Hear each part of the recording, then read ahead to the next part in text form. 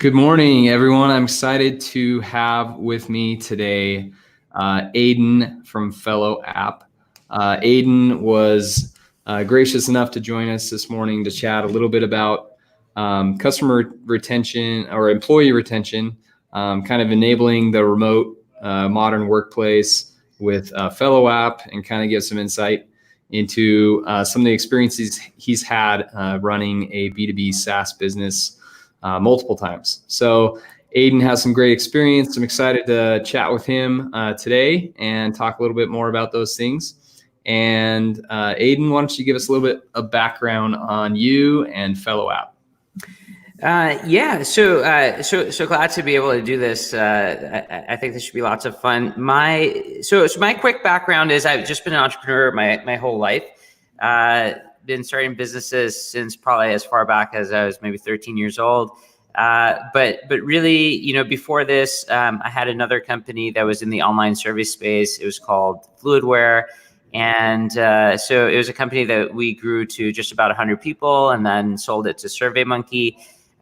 So went through that process of, bootstrapping, getting a company to a point where, it was, revenue positive. We had over 10 million in annual sales and profitable, and then going through that acquisition process. And so the reason that that's relevant is because when going through that process, that's originally when we came up with the idea for our current company, which is Fellow. And as we were growing that company, one of the things that we realized was that there's software for every walk of life. And the one thing that still didn't exist before we started Fellow was software just for managers of teams. And so, it didn't exist. We decided to create it. And so that's kind of the origins of Fellow. And today, obviously at Fellow, having a lot of fun. We just recently launched and starting to basically ramp up growth and users. Yeah, that's really cool. I think it makes a lot of sense. We put out some, CloudUp put out some data a couple weeks ago in this state of collaboration report, and it talked about how 57% of Gen Z and around 50% of millennial generations are working from home or remotely the majority of the time. And obviously, like startups, a lot of them build remotely. Big companies that are based in the Bay Area, people don't want to fight traffic and things. And so you have to create tools like Fellow and Cloud App and others to really try and connect, visually and collaboratively, digitally, and it makes a lot of sense. Yeah. It's such an important thing. I feel like, the more and more technology there is, to support the model, the more and more it starts to happen. Like all those friction points, like the little things that prevent you from being able to run distributed teams, all that friction starts to disappear. And, I think, I can relate to this in a bunch of different ways, even in the non-remote standpoint. One of the interesting things for us was, as you're growing a company and you're first starting out, like everybody's in the same room, you can kind of like, turn your head and speak to the next person. Yep. And that kind of works for a while. But then, the team starts to grow. And then all of a sudden, maybe you're 2 rows of seats and then 3 rows and 4 rows. And before you know it, you have a whole floor. Now there's some people who are on one side and then there's people on the other side of the floor. And before you know it, now you're on 2 floors and then 3 floors. And then you'll notice that the people are on the first floor don't talk to the people on the 3rd floor. And then you get the second location like us, you get acquired. And so now you're part of this company that has offices in like 7 or 8 different locations. And like Right. A lot of people work from home and a lot of people are in different offices. So yes, there's this kind of work from home, concept. Yes, there's this kind of remote concept. But I just want to emphasize the fact that companies now are understanding that they can have multiple locations faster. Like it's totally okay for you to be 3 people in one city and 10 people in another city, because technology actually allows for those sorts of things to happen. So this concept of remote applies to so much more than maybe just the narrow framing of the word remote may seem to some people. Yeah, that makes a lot of sense. We're kind of in that framework here at Cloud App where we have HQ is, technically in the Bay Area, but our largest office is here in Utah where I am. And so, and then we have, people remote all over kind of the world. And so, we kind of live in the same type of world. It's creates that opportunity to connect still digitally over video conference and other things. With kind of like this growth in, like collaborative productivity apps, other things, how have you kind of gone about cutting through that noise and that distraction with providing like a good experience or just a really clean onboarding path with Fellow? I know you guys just recently launched, so it's kind of obviously still ongoing, but what is kind of your thought process at the beginning? So a couple of things. So we've just launched, but we've been in beta for a long time, and so we were one of those products that kind of existed, had a bunch of customers, had a bunch of revenue, even during the beta phase. So we've been just doing this for quite a while. But I think, there's a couple of things that become necessary, right? So the second that you have a distributed workforce, that means that obviously people are working on different timeframes. Some people like to come in at certain times. They like to stop working and then maybe start working again later at night. Sometimes you're at different time zones. And so one of the things about that is that, concepts like instant messaging or just like phoning people stops to work as well. So the next time that you're trying to send a message, and it might be, 9 a.m. your time, if you're on the East Coast and you're thinking, oh, that's like 6 a.m. on the West Coast, like maybe I should hold off on this message. So I think Fellow capitalizes on that, and all of the kind of collaborative software products that allow for asynchronous communication, cloud app included, kind of allow for that use case to be more prevalent. So our view with Fellow is, and because we're so focused on helping people have better interactions through meetings, one of the things for us is like, I could message Joe right now, but we're meeting tomorrow at 3 p.m. So I'm just going to put this in my agenda for tomorrow. And when I go to my agenda for tomorrow, I see that Joe also put in a bunch of things that he wants to talk about. And so with Fellow, everybody's creating these collaborative agendas all the time. And so it's not just about like the second that you think about something, let me message that person right away. It's, hey, let's actually be very good about this and create these collaborative agendas with people that I meet with teams that I meet with. And so that when we do actually meet, we can then talk about all these things in a super efficient manner. Our meetings become more effective, and just like the way that an organization communicates becomes better. Yeah, it really brings up a really unique mindfulness opportunity exercise that I think we're all trying to fit into with Slack and text and email and social and so many notifications kind of bombarding us. So I think it's a really unique way to kind of know that you've got something, and you can use Fellow to kind of table that idea, get it out of your mind, but not necessarily have to send an email or whatever. Just set it up for the next meeting. Yeah.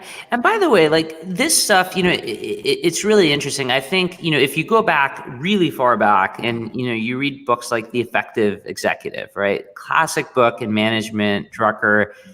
And even in that book and like in that time frame, like people have been recommending for the longest periods that you should really have a notebook set aside.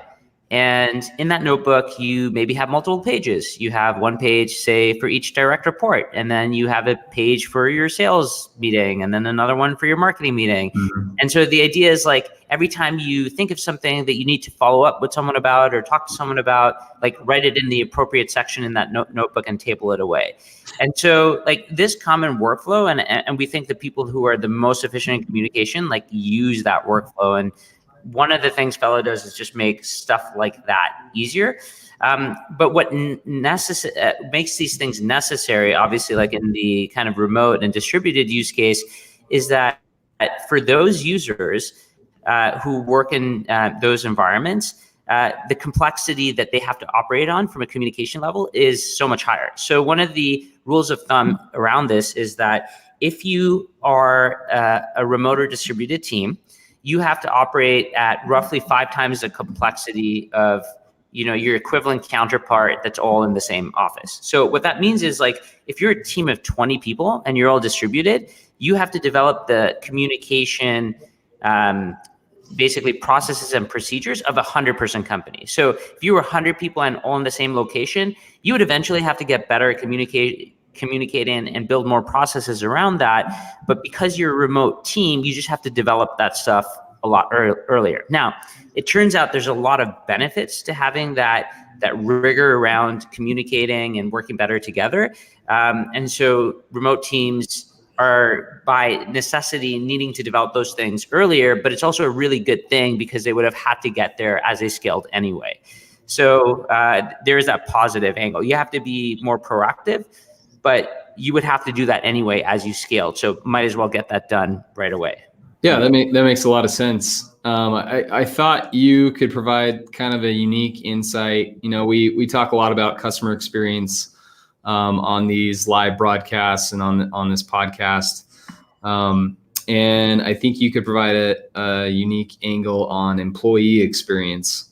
How do you think, or how do you guys kind of envision Fellow and apps that it kind of improve this collaboration? Really improving that employee experience and helping, SaaS companies or small startups to all the way up to, the enterprise companies retain those their employees a little better. Yeah. I mean, it's a great question. It's all about the people. Every company is always about all the people. But the second that you're more distributed or you're more remote, you have to do more things. So if you and I were sitting next to each other in the same office all the time, you could argue, and it's still, basic things like, say, a one-on-one meeting, something that managers and their employees should do all the time.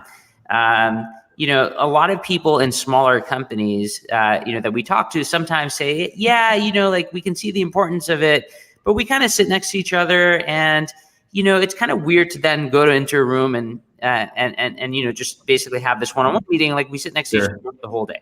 Yeah. So at Fellow, we have part of our job is to convince those people that no, a one-on-one is completely different, and you should absolutely still have them, even if you're sitting next to each other, because when you're in a room, you can ask all sorts of different questions, like how do you feel about your career growth? Are you going to ask that out in the open when the person's sitting right next to you? Totally. Probably not, right? A little more private. And if you did, the person would probably respond, good, I think, so it's still necessary. So we have at Fellow, one of our jobs is to make sure that everybody understands this concept of one-on-ones, as an example. But in the remote use case, I mean, there's no excuse. I sure hope that all of the remote and distributed managers in the world out there are meeting with their direct reports on a weekly or a bi-weekly basis. And they're doing that very consistently. And hopefully they're using something like Fellow to basically track those things. But at the very minimum, they should be happening. And it's especially important for things like that to happen because you start to lose connection to what the organization is, what's going on, the information, and just having that repertoire and that basically the rapport between the working relationship that you have with your teams. But on top of that, there's other things that you need to do. So for example, it makes sense that that the marketing team and the sales team should communicate. That's probably a good idea, that they should not be silos. So once you start to be a remote team and maybe these teams are in different locations, that connect needs to be something that you need to go out of your way to actually establish. Things like all hands meetings become even more important because this is an opportunity for people from all the different offices to actually participate in and ask the questions and learn what's going on in the company. So all these special types of meetings that are just good for company culture and communication anyway, just become so much more important the second that you have team members that are not all in the same room. So basic things like, say, hallway conversations that just happen and people kind of build rapport that way, even those sorts of things now won't happen. So you have to do more things and you have to put more processes in place to make up for the lack of those things that might have happened naturally if people were around the office. Ultimately, the stronger the bonds between not just managers and their teams, but peers with each other, the better those teams start to work together. So ultimately, if you want your teams to gel well together and to be able to really build on each other's strengths and get the most out of like what that team can accomplish together, you have to put in these processes to make sure that this communication and those meetings actually do happen. Yeah, I think it makes a lot of sense. You've got to really focus on that culture and really make it a part of who your company is, and people can kind of buy into that. One thing I loved that Adobe did when I was there was something called a check-in. And it was kind of like removing performance reviews and doing it on a quarterly basis. And so like when I was, managing people, I kind of knew what to expect from those meetings. They were going to be talking about salary and career development and new challenges and other things, really focused on the employee. And then for me, the same to like my, who I reported to. They knew that I was going to kind of come in with feedback on management, or, it was really like a safe place to talk about things that were not tactical and day to day. And I think, like what you said, fellow, and really kind of fits into that connecting and hopefully making that effort from a manager and executive perspective a little easier to connect to those dots. Yeah, 100%. I think like ultimately what you start to realize that as you start to build larger and larger companies is that it's all about the people. It's all about the relationships. It's all about understanding how each person works, what are their strengths, their weaknesses, what they like, what they dislike, how they're at their best, when they're at their best, what you need to do to unblock them in different scenarios. It's just all those things. And those things aren't, something that you can just figure out by looking at someone. It's a lot of work. You have to put in the effort. You have to put in the time. You have to put in the processes to make sure that those things happen on an ongoing basis. And then the other thing is like, if you're a CEO or you're an executive at those sorts of companies, it's not just enough for you to make sure that you do that with your team. Now you have this added responsibility of like, how do I make sure that this is actually happening in my organization and it's happening all the time? It's not something that we pay lip service to. This is how basically teams operate in like your company. And so, again, like I think this is all the greatest companies kind of understand this. And the advantage that distributed teams have is that they have to figure this stuff out faster. And I think it's actually a strategic advantage for that reason. Yeah, I really like that point. I think it's a nice like bow to put on kind of remote work, that there are some advantages that of smaller companies that may start remote kind of have to build that culture quicker and be kind of scrappy to kind of create that connection, which can form a nice foundation for when you do have the 100 people on the same floor. Yeah, 100%. I think like it's almost like I hate to put it this way, but it's almost like a crutch. The ability to be in the same office allows you to be sloppier than you would be if you were not in the same office. And so it just means that there has to be more clarity. There has to be better goals. There has to be all these things, because otherwise, you just can't get into a room randomly and start talking about, hey, so you just have to have a lot more rigor. And I think ultimately all companies should have that. You don't need to be remote in order to have those things. Great companies do that even when they're 5 people and they're all in the same room. But it's just like, it's a forcing function. And so it requires people to operate at a higher level of communication efficiency, from the get-go. Definitely. One last kind of question. It's a little bit unrelated to the path that we kind of went down, but right. I love kind of what we've talked about. I think it's been great. What do you think is kind of the future of what does the modern workplace look like now, and what does it kind of look like 5 years from now?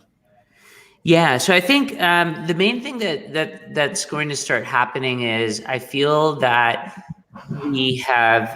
one of the things is we've gotten very like hardcore fast towards this concept of real time everything. And this can be problematic because, in the sense that like everyone is bombarded with notifications. We kind of started in a world where, first email existed, and then there was lots of email, and then like email was flooded and everyone has an email problem. And now what's happened is like we have so many more ways to communicate. And a lot of those ways to communicate have presented, notification overload. And I think we all live in this notification overload like environment. And I think that's one of the things that we need to solve. And I think 5 years from now, things become a lot more structured. People communicate better and much more efficiently. Communications will turn to be more effective because people, again, know when to communicate on what channels and when. So a lot of this stuff has to be figured out. What we're hearing is that a lot of people, for example, are resorting to using messaging platforms almost like email, in the sense that they will, check these message platforms, say once at 9, once at noon, and like once at 5, versus like that instant aspect of it. Yep. It's just like this desire to basically communicate in a more, I guess, effective pace that kind of gets away at basically reducing clutter and focusing on like more effective communication. I think that's one of the main things to unlock even more productivity across organizations everywhere. Yeah, I think it makes a lot of sense. Well, thanks for joining us today, Aydin. It was awesome talking to you about kind of remote future of work and how things are looking. Excited to kind of test out Fellow, and definitely take a look if anyone is in the market for some improvement of employee engagement and really connecting the management to employee base. Yeah, definitely. This was a lot of fun. Thanks for having me. Absolutely. Thanks, man.